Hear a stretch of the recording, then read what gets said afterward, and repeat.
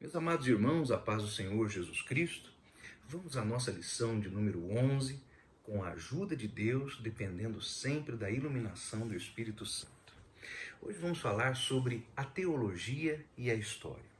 Mas é necessário que nós pensemos inicialmente em quais são os nossos conceitos a respeito do que seja a história. Esse é um debate bastante amplo, muito demorado, e às vezes eu tenho a impressão de que não se quer resolver, não se quer definir o que seja a história. Quando nós estávamos no primeiro ano, no primeiro período da faculdade de História, um dos professores indagou, o que é história. Naturalmente era uma pergunta recorrente, especialmente nos primeiros períodos. E logo ficou bastante claro que não há uma presunção, uma pretensão em se confirmar um conceito para o que seja a história.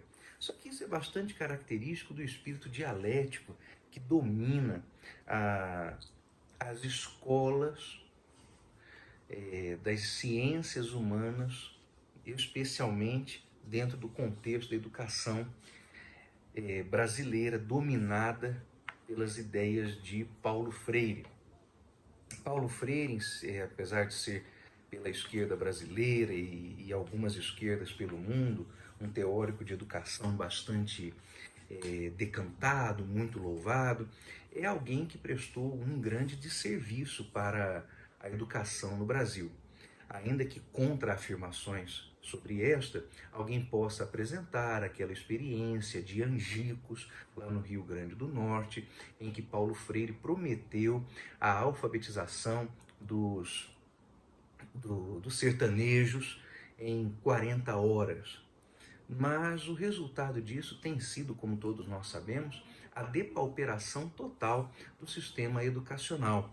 Nós temos no Brasil, desde o período que tem sido chamado de redemocratização, isto é, desde o encerramento do regime militar, 30 anos de governos socialistas de esquerda no Brasil, e ninguém nunca fala que a educação melhora, ela só piora. E mesmo é interessante observar que os educadores são aqueles que louvam Paulo Freire.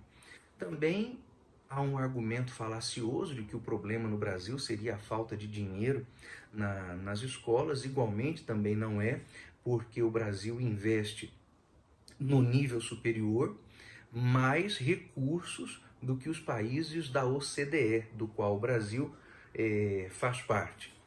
E no que diz respeito às etapas iniciais da formação escolar, o Brasil está na média dos investimentos recomendados pela OCDE. Então o problema não é dinheiro, o problema é a forma de aplicação desse dinheiro e especialmente o embasamento teórico e as intenções dos educadores dentro de sala de aula, uma vez que a proposta de Paulo Freire é que em sala de aula o professor seja um condutor revolucionário para libertar as almas e as mentes dos seus alunos. Então, em sala de aula, nós não temos aula, nós temos doutrinação política.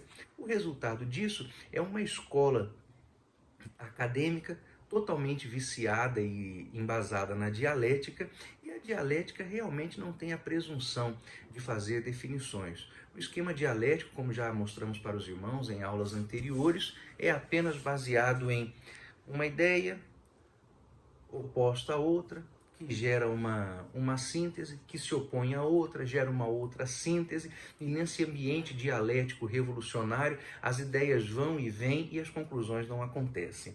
Então, em sala de aula, na faculdade, nós tínhamos essa grande dificuldade de fazer 4 anos de um curso superior de História, de um bacharelado, e não saber, ao final de tudo, o que seja História. É um problema gravíssimo. Então é preciso, antes de falar sobre a relação entre teologia e história, definir o que é história. E como vimos na aula passada, esse é um debate apologético sumamente importante. Por quê? Mostra a forma como nós entendemos o passar do tempo, o desdobramento da história, o comprometimento com tudo aquilo que diz respeito ao plano divino através dos séculos. Sabe, meus queridos irmãos, às vezes nós não nos damos conta a respeito daquilo que envolve o contexto em que nós estamos. E nós começamos a assimilar algum tipo de conceituação, pensando-a, achando-a coisa inofensiva, sem nenhum risco, mas isso não é verdade. Tudo aquilo que está presente no ambiente acadêmico está eivado da malignidade. E embora nós não possamos e não devamos nos furtar do esforço de um curso superior, então, se você não fez um curso superior reconhecido pelo Ministério da Educação, eu incentivo você que faça. Incentivo mesmo. Faça, eu fiz. Vá fazer. Faça um curso de história, de direito, de administração. Seu filho, se não fez, precisa fazer. Todos temos que ir à faculdade, o que no Brasil não significa exatamente acessar coisas boas, porque as melhores universidades brasileiras, as duas melhores, uma é de Santa Catarina e a outra é a própria USP, bem mais famosa que a de Santa Catarina, estas duas, embora sejam as mais bem classificadas universidades brasileiras no ranking mundial de universidades, aparecem ambas somente depois da posição de número 720. São as melhores do Brasil, mas estão entre as piores do mundo. Então, apesar de o ensino superior brasileiro não ser sinônimo de qualidade, ainda assim é o que se tem disponível. Então faça, mas faça sabendo que você será confrontado por essas ideias dialéticas, revolucionárias, ideias que não acrescentam, elas têm o objetivo único e simples de desvirtuar a mente dos nossos alunos. Então é necessário compreender que alguns conceitos aprendidos na universidade são ideologicamente enviesados. Meus queridos irmãos, não estou defendendo política partidária, mas eu preciso falar de política, especialmente porque isto tem implicações e desdobramentos apologéticos inegáveis. Então esse enviesamento ideológico pelo qual as universidades passam no Brasil e como as matérias são ensinadas em nosso país, cobra o seu preço, e é um preço altíssimo, um preço terrível. O que nós temos então é que observar que as próprias definições de disciplinas e de matérias estão enviesadas ideologicamente, e isso as volta contra a palavra de Deus.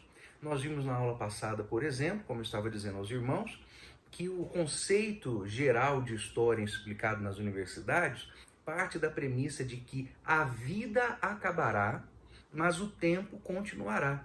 Isso é diametralmente oposto ao que a palavra de Deus ensina. A Bíblia ensina o contrário: o tempo acabará, mas a vida continuará.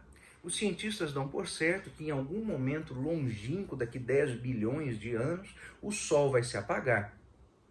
Muito antes disso, a vida na Terra vai se extinguir, porque não é que o Sol apague que fará a vida se extinguir, mas o simples processo de esfriamento da nossa principal estrela vai fazer com que o planeta se congele. Se o Sol diminuísse alguns graus, se a temperatura na Terra diminuísse alguns graus, a vida aqui já seria impossível.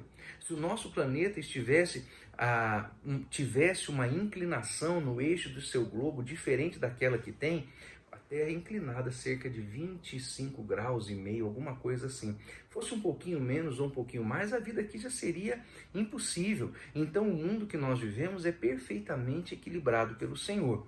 Mas assumindo que nós viríamos a enfrentar uma catástrofe, uma hecatombe, por causa da morte da estrela que chamamos de Sol, bem antes disso, a vida se acabaria, não pelo fato da estrela extinguir-se, mas pelo processo de sua morte.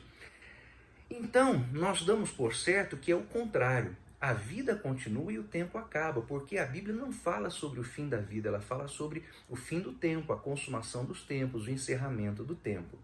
Então, a teoria geral de história é oposta àquela que a palavra de Deus estabelece. Mas antes de ver o que a Bíblia fala, vamos ver o que é que diz a teoria geral de história. Primeiro, o que é história? Há uma série de possíveis definições sobre o que seja história. O debate todo pode ser voltado, por exemplo, lá no período do Iluminismo, quando Voltaire demonstrou uma curiosa compreensão do que seja história. Ele usou o termo teoria da história e ele ensinava que a história crítica ou científica era uma forma de pensamento em que o historiador concluía de si mesmo a respeito das hipóteses, sem para o que fosse necessário recorrer a estudos de terceiro, o que faz da história um pensamento sem grande utilidade à humanidade, porque ela é resultado unicamente do trabalho do historiador, que seria o seu grande manipulador. Bem que Voltaire não estava errado em definir história dessa forma, porque a história tem sido exatamente isso. É o que tem sido história. Então, penso que se há algum mérito na definição de Voltaire, não é que ele estivesse dizendo o que a história deve ser, mas o que a história estava sendo. Nesse aspecto eu tenho que concordar, porque hoje, mesmo depois de passados 200 anos do Iluminismo, é o que nós temos visto. História é isso. Há um caso bastante interessante a respeito dos livros didáticos em nosso país. Os irmãos sabem que o governo federal brasileiro é o maior comprador de livros do planeta. Mais livros do que o próprio Partido Comunista Chinês compra. Então, esse espírito mercadejador do nosso Ministério da Educação no Brasil fez com que o governo federal fosse o maior comprador de livros do planeta. E estes livros didáticos alimentam uma indústria bilionária, porque o MEC, uma vez que está completamente tomado pelas hordas esquerdistas, coloca como meta para os livros didáticos que vai comprar uma pauta. E essa pauta é esquerdista, é lógico, inocência nossa achar que não. Então, os livros produzidos pelas editoras para serem comprados pelo MEC precisam ceder a esses apelos, que são apelos esquerdistas. Então, houve um caso bastante interessante nos anos 2000, em que um livro de história, uma coleção de história chamada História Crítica, foi escrita por um pretenso historiador, de sobrenome Schmidt, é um brasileiro, e comercializaram-se 40 milhões de unidades desse livro. Os irmãos podem imaginar quais não foram as absurdas quantias de direitos autorais que esse Schmidt recebeu. Mas uma lei aprovada 10 anos depois que esse livro começou a circular, e circulou por uma década inteira, dizia que não seria possível mais a compra de livros pelo Ministério da Educação de material que não houvesse sido escrito por alguém comprovadamente portador de diploma superior e de qualificações outras para poder ser um autor de livro didático, incluindo as outras matérias e história também. Nesse momento, esse homem chamado Schmidt, que nunca pôde comprovar que havia passado pelos bancos das universidades, teve então o seu livro cancelado, a sua venda impedida. Mas olha que interessante, o modo como ele escreveu formou uma geração inteira de alunos, foram 10 anos.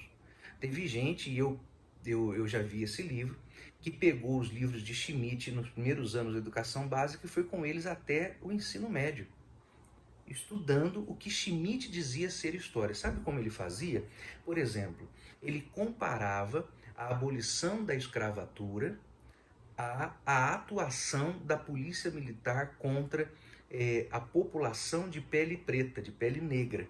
Então ele fazia os alunos e os professores dizerem e aprenderem que a polícia militar é uma instituição escravagista, que a polícia militar só persegue preto.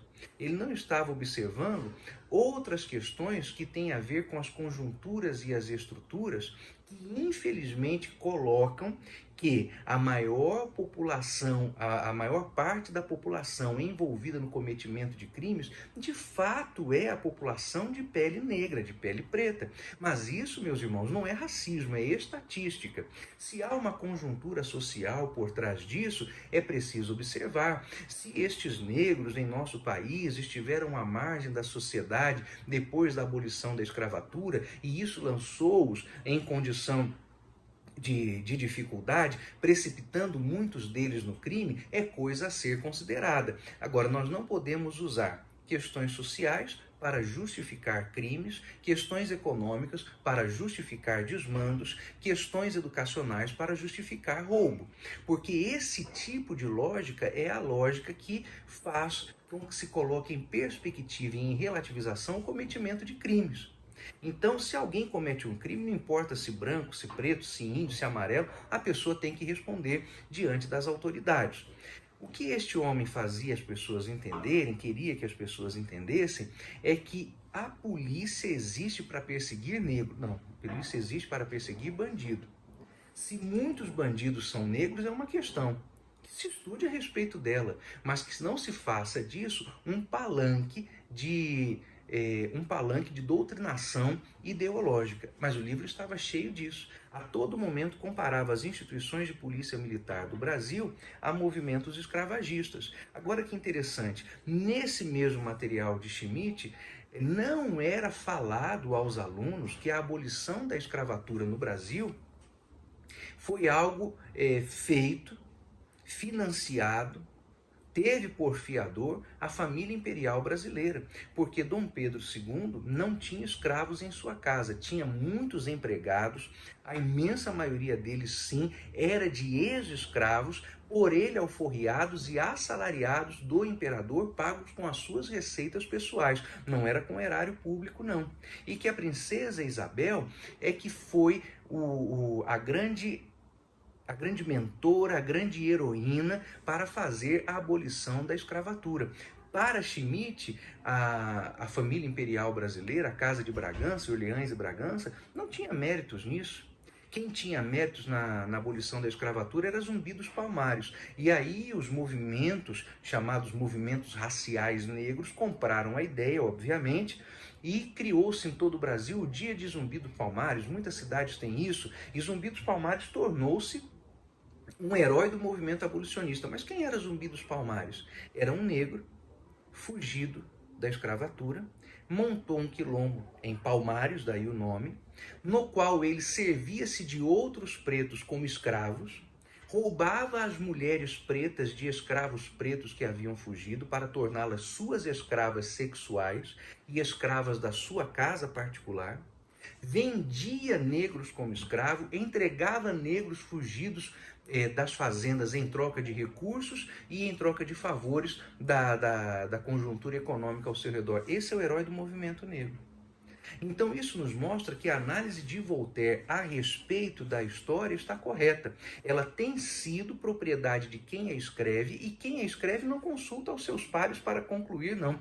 Diz dos fatos aquilo que quer. É um grande problema. E Voltaire, nesse sentido, se ele estava dizendo que a história é ao invés do que ela deveria ser, ele está correto, porque é no que a história se tornou. Mas o que a história deveria ser? Bom, a história deveria ser a expressão das ações do homem no tempo, e isso feito com honestidade intelectual. Eu sei, meus irmãos, que nós estamos pegando assuntos espinhosos para colocar como exemplo, assuntos de sensibilidade. Eu sei que alguém pode escutar e pensar, mas esse irmão aí, parece que ele não é comunista, parece que ele não é socialista. Não sou mesmo. Não sou, porque é uma posição totalmente incompatível com a palavra de Deus. Não tem como ser. Não dá para ser. É impossível ser. Nós somos a favor da verdade, não dessa dialética. Eu não estudo a palavra de Deus pelo método dialético, eu estudo a Bíblia através do método indutivo. Eu abro a Bíblia e leio. Olho, estudo, assimilo, recorto, coleciono, tabulo e vou chegando às conclusões doutrinárias. Quem estuda a Bíblia de forma dialética são esses movimentos e esses falsos pastores que ao final da leitura dizem que a Bíblia deveria ser atualizada. Você percebe o grande perigo que nós estamos correndo se ficarmos à mercê da dialética? Pois bem, então a história tem sido assim, e é correto se Voltaire disse que ela tem sido assim. Errado seria se ele dissesse que ela tem que ser assim, mas se ela tem sido assim, é verdade. Mas há outros exemplos de historiografia, isto é, da prática do registro de história, que devemos considerar. Devemos considerar que as concepções de história ao longo do tempo mudam bastante. Por exemplo, em nosso livro está citado o exemplo da historiografia teocrática. E nós devemos nos apressar e resistir ao impulso de pensar que a palavra de Deus é o cometimento de historiografia teocrática. Por que não é? Porque toda a historiografia teocrática tem especialmente duas características. Primeiro, a historiografia teocrática tem seus primeiros capítulos naquilo que se chama de teogonia, isto é, a origem dos deuses. E, meus irmãos, a palavra de Deus não fala sobre a origem de Deus, não tem nisso suas primeiras notas, porque Deus não tem começo nem fim. Ele é o alfa e o ômega, o princípio e o fim, o primeiro e o último. Ele é o autor e o consumador de todas as coisas. Então a Bíblia não vai falar nunca sobre a origem de Deus, porque a Bíblia já diz sobre Deus que ele é o Pai da eternidade. Está lá no livro do profeta Isaías, no capítulo 9. Pai da eternidade. Significa que a maior dimensão de tempo que a nossa mente pode entender, que é a eternidade, os irmãos sabem, nós falamos muito sobre a eternidade quando estamos fazendo casamentos, aí mostramos as alianças, né? E dizemos, olha que bonito, a aliança, ela não tem emenda, não tem começo, não tem fim, é assim que deve ser o amor entre o casal, uma condição eterna. Isso é a maior quantidade de tempo que nós podemos intelectualmente administrar, a eternidade, que não tem começo e não tem fim. Mas Deus é o Pai da eternidade. Como pode ele, então, sendo Pai da eternidade, estando fora do tempo, ter início e fim? Ele não tem, ele é mais que eterno, ele é Pai da eternidade. Quando nós dizemos que Deus é eterno, estamos fazendo uso da nossa palavra, da nossa condição intelectual para descrever algo que está além das nossas compreensões. Esse é o caso. Então a teogonia não pode ser um capítulo da historiografia bíblica, porque a Bíblia não perde tempo dizendo sobre a origem de Deus. Ele é aquele que não tem genealogia. Tu és sacerdote eterno segundo a ordem de Melquisedeque. Lembra-se disso? Lá na carta aos Hebreus, que significa que não tem começo, não tem fim, não tem origem, ele existe por ele mesmo. É o Senhor Deus, é Cristo e o Espírito Santo. Então, as histórias teocráticas têm esse capítulo da teogonia, e a Bíblia não tem esse capítulo. Um outro exemplo de consideração historiográfica seria a historiografia greco-romana. A historiografia greco-romana fala também em seus capítulos a respeito da teogonia, a origem de seus deuses, e também fala a respeito de como estes deuses, e a história teocrática também tem isso, manipulam as vidas dos cristãos, de seus seguidores, de seus discípulos, de seus fiéis, de seus crentes. E se há uma coisa que não há na Bíblia Sagrada, é a manipulação de alguém por Deus. Deus não manipula ninguém. Não, a palavra de Deus diz que o homem tem liberdade. É por isso que nós não cremos, por exemplo, em manifestações doutrinárias que destituem o homem de livre-arbítrio. Nós não cremos no monergismo, nós não somos calvinistas, nós não cremos na predestinação, nós cremos na liberdade do ser humano em escolher receber ou não a salvação ofertada por Deus em Cristo Jesus. Deus não força ninguém. O calvinismo, nesse aspecto, é completamente antibíblico, porque torna o próprio Deus um agente do pecado, porque o homem que cometer pecado, cometeu porque isso está no decreto de Deus contra ele. Então, no final das contas, o pecador é tão obediente a Deus no calvinismo quanto o não pecador. Porque tanto um quanto o outro estão fazendo o que Deus determinou que eles fizessem. Um fazendo o que Deus determinou que ele fizesse porque este é crente. O outro fazendo o que Deus determinou porque Deus determinou que era pecador e ele está pecando. Está só fazendo o que Jesus mandou fazer, o que o decreto divino mandou fazer. Então o calvinismo nesse aspecto é completamente antibíblico e você deve descartá-lo completamente das suas convicções bíblicas. Ele é antibíblico. E nesse aspecto ele se assemelha às conceituações de historiografia grega e até outras, greco-romana ou babilônica, que são citadas aqui em exemplo, porque tem nessas historiografias algo bem parecido com o que o calvinismo sugere, que é a questão da manipulação do homem por Deus, que está fazendo errado ou certo, porque Deus decretou que ele fizesse. Então, se isto não é o que a Bíblia é do ponto de vista historiográfico, então o que seria a história à luz das Sagradas Escrituras? Todo registro historiográfico constante na Bíblia tem algumas características. Primeiro, a historiografia bíblica não é ufanista. O que é isso? Durante bastante tempo acusou-se o cientificismo. O cientificismo é um movimento filosófico que no Brasil tem o seu principal padrinho, o filósofo Auguste Comte, que é realmente um dos pais do cientificismo. Mas Augusto Comte e a história cientificista tinham algumas características interessantes. Uma das características interessantes desse padrão historiográfico era o de se ufanar de seus heróis. Então nós temos aquela história que retrata os heróis de uma nação de maneira totalmente irretocável. A história bíblica não é ufanista. Na história bíblica nós temos heróis sim, mas os erros desses heróis são aparentes, eles são notados. Por exemplo, acho que o caso mais ideal para esclarecer isso é Davi, um homem segundo o coração de Deus, mas que a Bíblia não esconde que cometeu um assassinato, cometeu um adultério e teve a sua posteridade castigada por causa do cometimento desses erros. É coisa terrível. Embora seja ele chamado de suave salmista, seja ele chamado de homem segundo o coração de Deus, meus irmãos, ele foi um pecador. O fato de ser segundo o coração de Deus se coloca e se explica especialmente, por exemplo, por causa do Salmo de número 51, que é uma confissão dos erros que Davi cometeu. Ali ele se põe à mercê do coração de Deus e o coração de Deus o perdoa. Por isso ele é segundo o coração de Deus. Então a história bíblica não é ufanista. Abraão é o pai de todos os que creem, mas cometeu algumas faltas de fé, por exemplo, quando deu ouvidos a Sara, sua mulher, e teve Ismael através da sua serva Agar, achando que isso era a promessa que Deus deu. Não foi o que Deus deu, e deu um problemão danado. Então, a história bíblica não é ufanista, ela é verdadeira porque ela não esconde os erros cometidos pelos personagens bíblicos. A palavra de Deus trata assertivamente os milagres e a sua ocorrência. Mas isso não faz da palavra de Deus uma narrativa história mitológica. Não, porque a palavra de Deus não trata, preste atenção, os milagres de maneira mitológica.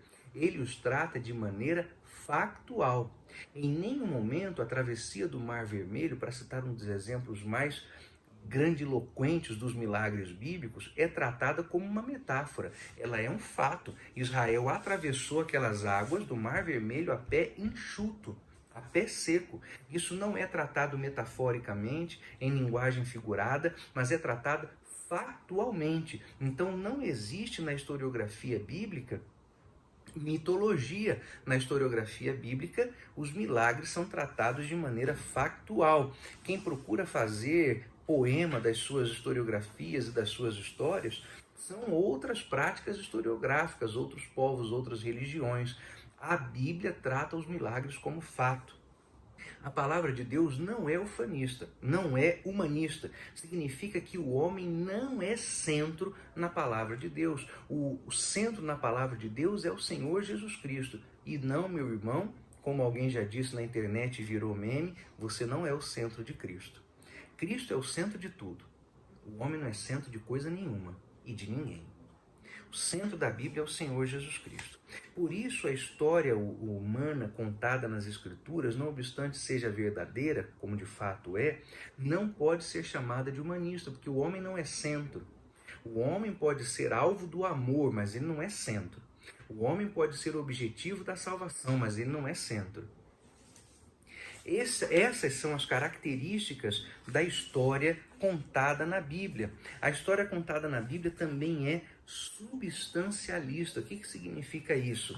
A história contada na Bíblia é verdadeira e é uma história que não muda.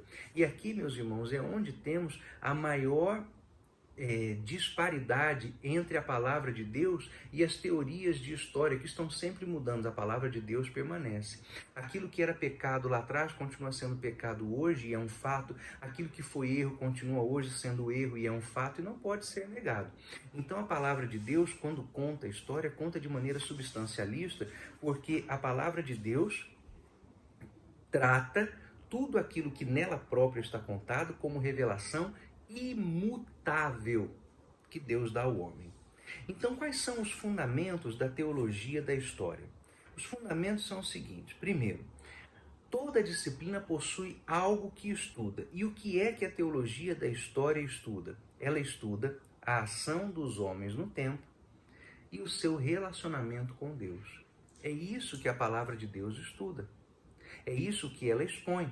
É isso o que nós podemos dizer que é o objeto de estudo da historiografia bíblica.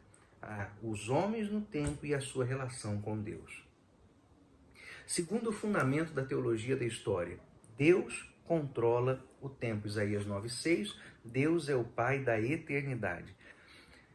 Este controle que Deus tem do tempo não é apenas porque Deus pode mudar as questões temporais. Não, é mais do que isso.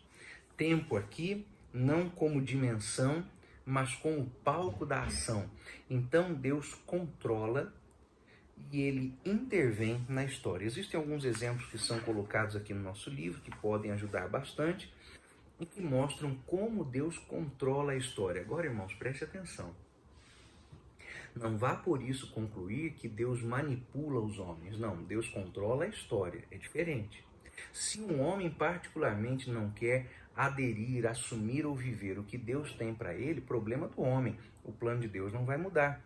Deus controla a história. Nada escapa ao controle do Senhor. Nós estamos vivendo um período bem ruim agora, estamos falando aos irmãos desse momento de pandemia, desse sinovírus, um vírus não explicado, não esclarecido, né? Um vírus cuja a origem sequer pode ser citada, né? Nós podemos falar da peste negra, da peste espanhola, mas não podemos dizer do vírus chinês. Não, o vírus chinês não pode, é ofensivo. Ele veio de onde, irmão? De Portugal? É estranho esse momento de patrulhamento ideológico que nós estamos vivendo. E esse momento de patrulhamento ideológico, para mim, significa que nós já deixamos os tempos escatológicos para trás e estamos vivendo os tempos apocalípticos. A gente pensa que o tempo apocalíptico é só depois que o Senhor Jesus arrebatar a igreja. É um erro, porque os primeiros três capítulos do livro do Apocalipse, que contém as cartas de Cristo enviadas às 7 igrejas da Ásia Menor, este conteúdo é pré-arrebatamento, não é pós-arrebatamento, é pré-arrebatamento. E o que está sendo falado pelo Senhor Jesus a essas igrejas é igual ao que nós estamos vivendo hoje. Então nós já estamos vivendo os tempos apocalípticos, pré-arrebatamento. Nós somos a última igreja, irmãos. É a última hora, nós somos os ceifeiros da última hora, não tem ninguém depois de nós, é conosco. A geração do arrebatamento é a nossa. Fim de papo, acabou. Jesus Cristo vai voltar. Ih, o pastor Guna está marcando a volta de Jesus. Não, não estou. Estou dizendo que Jesus está chegando aí. Jaz as portas. Atenção, já posso escutar anjos se preparando, trombetas sendo levadas à boca e logo alguém vai gritar: aí vem o noivo, saí-lhe ao encontro. Quem tem ouvido para ouvir, ouça. Então nós somos a última igreja. E Deus está intervindo no tempo. E esse tempo apocalíptico que nós vivemos já é um tempo controlado totalmente pelo Senhor. Não é o anticristo que está no controle. O diabo nunca esteve no controle de nada. Quem está no controle é Deus. E o controle de Deus sobre todas as coisas é que nos faz entender que este tempo apocalíptico que nós vivemos não escapa ao controle do nosso Deus. É um tempo controlado por ele. Satanás está fazendo aí o seu ensaio, ele está verificando como pode manipular os homens, e a Bíblia já estava dizendo mesmo como isso aconteceria, e o diabo é um grande teólogo. E a palavra de Deus diz: quando os homens disserem paz e segurança, então lhe sobrevirá repentina destruição. Veja se não é exatamente o que nós estamos vivendo. Fique em casa, é para sua segurança. Use máscara, é para sua segurança. Perca o emprego, é para sua segurança. Feche a sua empresa, deixe a sua loja falir, é para sua segurança. Vamos salvar as vidas, a economia a gente recupera depois. Não que eu esteja aqui negando o óbvio, que esse vírus mata. Mata. Vi pessoas morrerem, conhecidas minhas. Vejo familiares meus sofrendo por causa disso. Entretanto, meus queridos irmãos, há um ensaio geral das forças de Satanás, e esse ensaio dá conta disso, de que em nome de segurança, todos se sujeitam a tudo, inclusive a perder emprego, inclusive a passar fome, inclusive a descer abaixo da linha da miséria, e há quem se coloque como polícia de seu irmão para denunciar seu irmão, perseguir seu irmão, ridicularizar seu irmão, brigar com seu irmão, com seu próximo, por causa dessas questões. Exatamente o espírito que o anticristo quer que haja no mundo para que ele possa operar o controle que vai ter durante a grande tribulação. Quando os homens disserem a paz e segurança, ele sobrevirá repentina destruição. Em escala menor, na abertura do tempo apocalíptico, nós estamos vivendo a destruição que virá sobre o mundo durante o tempo do tribulacionismo. É exatamente isso. Irmão, não precisa concordar comigo, não. De repente você está me achando aí de direita, reacionário, obsoleto, obscurantista. Vai saber até se você não vai dizer, pastor Guna é negacionista. Será que ele acha que a Terra é plana? Claro que não, porque a Bíblia diz que o globo da Terra, né? Então eu creio no que a palavra de Deus diz. Não sou negacionista. Agora, irmãos, eu sou realista. O diabo está comandando esse momento, ensaiando esse momento, o controle de Deus. Mas Deus autoriza que o diabo faça, e o diabo está fazendo. E quer saber o que é pior? A crentaiada está indo atrás de Satanás. Está. Muitos pastores, muitas igrejas não estão entendendo a urgência escatológica desse momento. Estão pensando que tudo se resume mesmo a um debate sobre um vírus e sobre esquerda e direita. Não, irmãos. É um debate que tem a ver sobre o espírito do anticristo. No mundo ele já está, mas ele quer subjugar as igrejas também. E tem conseguido, porque muito crente não está percebendo isso. Então, meus irmãos, essas são as características da historiografia humana e as características da historiografia bíblica. Em nossa próxima aula, última aula, nós vamos falar sobre a teologia e o futuro. Vamos discorrer a respeito de como a palavra de Deus diz que as coisas iriam acontecer e como de fato essas coisas estão acontecendo, o que só faz comprovar que nós já estamos vivendo o período apocalíptico. Mas isso é o assunto da aula de número 12. Nos encontramos lá, em nome de Jesus.